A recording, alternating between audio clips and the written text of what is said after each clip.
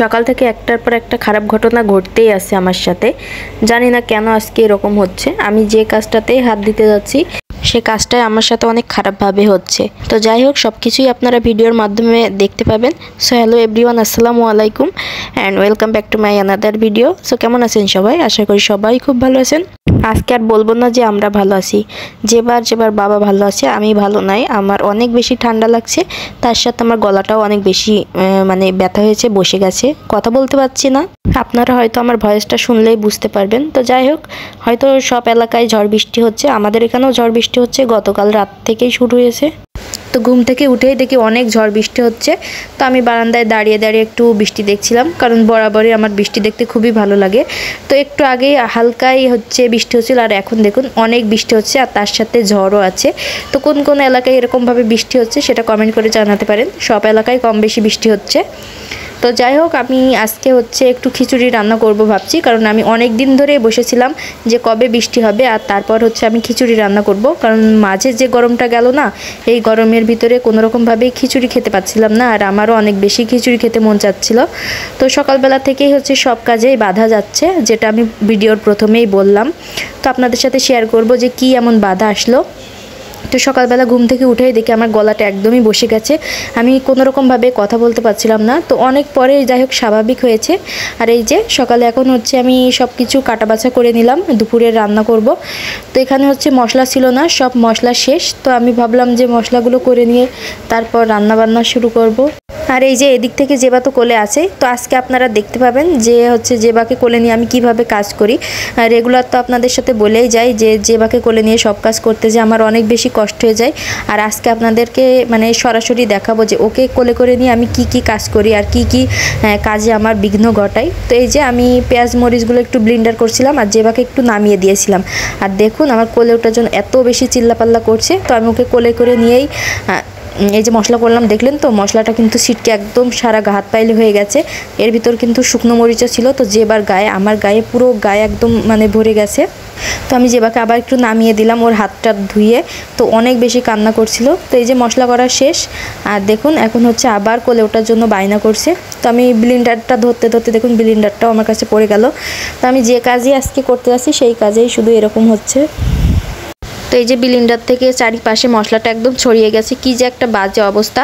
তো আপনারা ভিডিও দেখেন, হয়তো ভাবেন কত ভালোভাবে ভিডিও করি, কিন্তু ক্যামেরার পিছনে যে কত কাহিনী হয়ে যায় তা তো আপনারা জানেন না। এই যে আজকে খিচুড়ি রান্না করব, ভাবলাম মুগ ডালটা একটু ভেজে রান্না করব। আর যেবার অবস্থা দেখুন, ভিজে চালের ভিতরে এই যে ডালটাও ফেলে দিয়েছে, ডালের 12টা বাজিয়ে দিয়েছে, ডালটার ভাজা হলো না। তো এরকমভাবেই রান্না করছি, ডালটা আজকে ভাজা হবে না। তো আমি যে কাজই করতে যাই, যে বা সেই কাজের ভিতর হাতটা ঢুকাবেই। আর আমারও এই যে রান্না করছিলাম ইন্ডাকশনে, দেখলাম কোনো মতেই ইন্ডাকশনটা ওপেন হচ্ছে না। মনে হয় কোনো একটা সমস্যা হয়েছে, অনেকক্ষণ ধরেই বসেছিলাম। তো কোনো ঘাঁচাঘাঁচি করে কাজ হলো না। তারপরে এই যে আমি এখন গ্যাসের চুলায় বসিয়ে দিচ্ছি।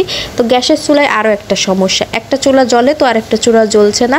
তো কি যে একটা অবস্থা। এর ভিতর থেকে কারেন্টও ছিল না, কারেন্ট অফ হয়ে গেছিলো। তো যাই হোক, এখন খিচুড়িটা বসিয়ে দিচ্ছি। আজকেও একটা চুলাই রান্না করব, গ্যাসের চুলায় রান্নবো, কিন্তু একটা চুলা আমার জ্বলছে না, ওটা নষ্ট হয়ে গেছে। তো যাই হোক, একটা চুলায় খিচুড়িটা মাখিয়ে বসিয়ে দিলাম। তো খিচুড়িটা আমি সবসময় এরকমভাবেই বসাই। তো মুগ ডালটা একটু ভেজে নিলে ভালো হতো, তো ভাজতে পারিনি, এরকমভাবে দিলাম। আর এরকমভাবেও অনেক টেস্টি হয়। আর এই যে এর ভিতর থেকে কিন্তু কারেন্টও নাই। তো যাই হোক, ওই যে খিচুড়িটা বসানোর সাথে সাথে কারেন্টটা অফ হয়ে গেছে। আর যেবা কোলে এখনও ঝুলে আছে। আর আমি মুরগির মাংসও রান্না করব। তো মাংসটা লবণ আর একটু হলুদ মাখিয়ে রাখলাম। তো কিছুক্ষণ পরে ওটাও রান্না করব খিচুড়িটা হয়ে যাওয়ার পরে। দুইটা চুলো থাকলে আমার অনেক বেশি ভালো হতো, তাহলে তাড়াতাড়ি রান্না হয়ে যেত। আর এই যে এর ভিতর থেকে যেবা এসে আবারও ডিস্টার্ব করা শুরু করছে। যে কাজই করি না কেন সব কাজের ভিতরে ওর ডিস্টার্ব করাই লাগবে। এই যে চুলা ধরে অফ করে দিবে, জ্বালানো থাকলে সেই চুলাটা অফ করে দিবে। এই ধরনের কাজও করতেই থাকে। তো এই যে কেবলমাত্র খিচুড়িটা ফুটছে, আর খিচুড়িটা চুলোয় দিয়ে আমরা আবার গেলাম বারান্দায়, বৃষ্টি দেখতে গেলাম। এর ভিতর থেকে এসে দেখে এই যে খিচুড়িটা একদম ফুটে গেছে। তো খিচুড়িটা একটু নাড়াচাড়া করে দিয়ে গেলাম, তাহলে খুব ভালো হবে। আর মুগ ডালের খিচুড়ি আমার কাছে খেতে বেশি ভালো লাগে মসুর ডালের থেকে। মসুর ডালের খিচুড়ি যদি একটু ঢেলঢেলা টাইপের হয় তাহলে খেতে কিন্তু ভালো হয়, আর মুগ ডালের খিচুড়িটা একটু ঝরঝরে টাইপের হলে ভালো হয়। তো যাই হোক, আজকে আমার ভয়েস ওভার দিতে অনেক বেশি কষ্ট হচ্ছে, আমি কথাই বলতে পারছি না, যে কারণে আমার সাউন্ডটাও হয়তো একটু কেমন লাগতে পারে। তো গলায় অনেক ব্যথা হয়েছে, যে কারণেই আজকে এরকম অবস্থা। তো যাই হোক, এই যে রুমে চলে আসলাম, আর দেখুন আমার বারান্দার কি অবস্থা। বৃষ্টির পানিতে গাছগুলো একদম মানে টপে পড়ে টপটা একদম ভিজে গেছে, সেই সাথে বারান্দাও অনেক ময়লা ছিল। পানি এনে আরও বারান্দাটাও পরিষ্কার করে দিলাম। তো গাছগুলো একটু এই সাইডে সরিয়ে রাখছি যাতে পানিটা মানে বেশি না হয়ে যায়। আর বাইরে এখনও বৃষ্টি, সারা রাতেই বৃষ্টি হয়েছে। আবার এই যে সকাল থেকে এখন দুপুর বেজে গেছে, দুপুর হয়ে গেছে, তো দুপুরেও বৃষ্টি হচ্ছে। তো যাই হোক, এর ভিতরে আমার রান্না বান্নাও হয়নি, আজকে রান্না করতে অনেক দেরি হয়ে গেছে। এখন 2টার বেশি বাজে, প্রায় 2:30 বাজতে গেল, এখনও পর্যন্ত আমি ভাতটাই রাঁধতে পারলাম না, মানে খিচুড়িটাই রান্না করতে পারলাম না। আর এখনও তো মাংস বাকি আছেই। তো খুবই বৃষ্টি ছিল, আর তার সাথে কিন্তু ঝড়ও হচ্ছে। তো এই যে আবার চলে আসলাম রান্নাঘরে। তো এখন হচ্ছে খিচুড়িটা দেখে নিচ্ছি। তো খিচুড়িটা বেশ ভালোই ফুটে গেছে, চালটাও বেশ নরম হয়ে গেছে। তো আর কিছুক্ষণ রাখবো, তারপরে এই যে কমপ্লিট হয়ে যাবে। তো খিচুড়ি রান্না ডান, এখন হচ্ছে মাংসটাও রান্না করব। আর আজকে অনেক দেরি হয়ে গেছে, সব কিছু করতেই এত বেশি দেরি হয়ে যাচ্ছে বুঝছি না, মানে যেই কাজে আমি হাত দিচ্ছি সেইটাই নষ্ট হয়ে যাচ্ছে, সেইটাই সমস্যা দেখা দিচ্ছে। আজকে আমি যে কি একটা বিরক্তিকর পরিস্থিতির ভিতর পড়ছি, তো আমি নিজেই জানি না। তো এর ভিতর থেকে যেবার বাবাও বাসায় আসছে, আর যেবার বাবা হচ্ছে জেবাকে নিয়ে ছাদে গেছে গোসল করতে, মানে বৃষ্টির পানিতে ভিজতে, আর আমাকে বলল তুমি একটু পরে আসো গামছা নিয়ে।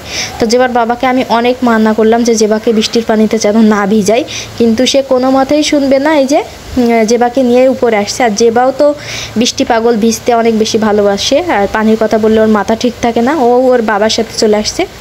তো আমি কিন্তু রান্না অফ করে চলে আসছি, শুধুমাত্র আমার খিচুড়িটাই হয়েছে, আর ওর মুরগির মাংসটা ভাজছিলাম। তো আমি চুলোর জালটা অফ করে চলে আসছি। আর এই যে জেবার বাবা দুইজনাই ছাদে ভিজছে, আর তো আমাকেও বললো যে তুমি এসো একটু ভেজো। তো বৃষ্টি কিন্তু আমার অনেক বেশি পছন্দ, যে কারণে আমি রান্নাটা অফ করে চলে আসছি ভিজার জন্য। কিন্তু কি করে ভিজবো, আমার কাছে এত বেশি ঠান্ডা লাগছিল, আর আমার তো এমনি অনেক বেশি ঠান্ডা লেগেছে, যে কারণে আমি ভিজতে চাচ্ছিলাম না। আর আমি যেই গেছি দেখি এত ঠান্ডা বাতাস, আর হচ্ছে বৃষ্টির পানিটা অনেক ঠান্ডা ছিল। এই যে জেবাকে নিয়ে আমি চলে আসলাম রাগ করে, যে আমি ভিজতে দেবো না, যেবার ঠান্ডা লাগবে, না হলে জ্বর আসবে। আর এতটুকু বাচ্চাকে বৃষ্টির পানিতে ভিজালে তো শরীর খারাপ হবেই। তো যেবার বাবা বলছে না, কোনো রকমভাবেই হচ্ছে ওর ঠান্ডাও লাগবে না, জ্বরও আসবে না। তো এই কথা বলে আমরা দুইজন একটু মানে বকাবকি করলাম। তো এই যে জেবার বাবা কিন্তু আমার কাছ থেকে জেবাকে নিয়ে নিল, আর আমিও চলে আসছি নিচে, যে তোমরা ভিজো, আমি আর ভিজবো না, আমি চলে যাচ্ছি। তো যাই হোক, আমি নিচে চলে আসবো, আমি আর ভিজবো না, কারণ হচ্ছে আমি জেবার বাবার সাথে একটু বকাবকি করলাম যে জেবা এত ঠান্ডা পানিতে ভিজলে ওর জ্বর আসবে। তো আমি চলে আসার 5 মিনিট পরে দেখলাম ওরাও নিচে চলে আসছে। তো আমি যে এসে কিন্তু রান্না বান্না শুরু করছি। আমি মাংসটা ভাজছিলাম, ভাজা অফ করেই হচ্ছে চলে গিয়েছিলাম, আর আসার পর এই যে মুরগিটা ভেজে নিচ্ছি। তো এখন 3টা বাজে, তো আমার এখনও রান্না হয়নি। তো যেবার বাবা বাসায় আসার পরেই বলছে যে সেই সকালে দেখে গেছি তুমি রান্না বান্না শুরু করছো, আর এখনও পর্যন্ত তুমি রান্না করতে পারোনি। আমি বললাম তোমার মেয়ে যে কি জ্বালাই সেটা শুধু আমিই জানি, তুমি যদি দেখতে তাহলে বুঝতে, তুমি তো থাকো না, তা তুমি আর কি করে বুঝবা যে তোমার মেয়ে আমাকে কি পরিমাণ জ্বালায়। তো যাই হোক, এরকমভাবেই চলছে। তো আমি কিন্তু ছাদের থেকে অল্প একটু ভিজছিলাম, তো আমি ভিজে গায়ে কিন্তু রান্না করছি, আমি গোসল করিনি, রান্নাবান্না শেষ করব তারপরে গোসল করব। আমি হালকাই ভিজে গেছিলাম, তো সে ভিজে কাপড় পরে আমি গোসল করছি। আর এর ভিতর থেকে যেবার বাবাও হচ্ছে গোসল করে নিয়েছে, যেবাকেও গোসল করিয়ে দিয়েছে নিচে এসে। আর এদিক থেকে কিছু জিনিসও নিয়ে আসছে, এখন আমি সেইগুলোই দেখে নিচ্ছি। তো এখানে ছিল গরম গরম জিলাপি, আর নিয়ে আসছে চিংড়ি মাছ। এই ছোটো চিংড়ি মাছগুলো অনেক দিন ধরেই নিয়ে আসতে বলছিলাম, মানে 4-5 দিন ধরেই বলছি, তো অবশেষে নিয়ে আসছে। তাছাড়া হচ্ছে ডিম নিয়ে আসছে, আর কোকাকোলা। তো আমি এখন চিংড়ি মাছগুলো ছোট ছোট পলিথিনে করে মানে ছোট ছোট জায়গায় রেখে দিচ্ছি, যাতে ভিজালে খুব সহজেই মানে রান্নাবান্না করা যায়। তো যাই হোক, এখন হচ্ছে একটার পর একটা হচ্ছে পলিথিনে ভরে নিচ্ছি চিংড়ি মাছ। আর হচ্ছে চিংড়ি মাছ বেছে রাখছি না, যখন রান্না করব তখন নামিয়ে বেছে নেব। এখন বাছতে গেলে অনেক টাইম লেগে যাবে, কারণ এখানে অনেকগুলো চিংড়ি মাছ ছিল, 1 কেজি পরিমাপ ছিল, যে কারণে আমি একা হাতে এতগুলো চিংড়ি মাছ এখন বাছতে পারবো না। তাই ভাবলাম যে এখন পলিথিনে করে রেখে দিই, যখন হচ্ছে রান্না করব তখন বের করে নেব।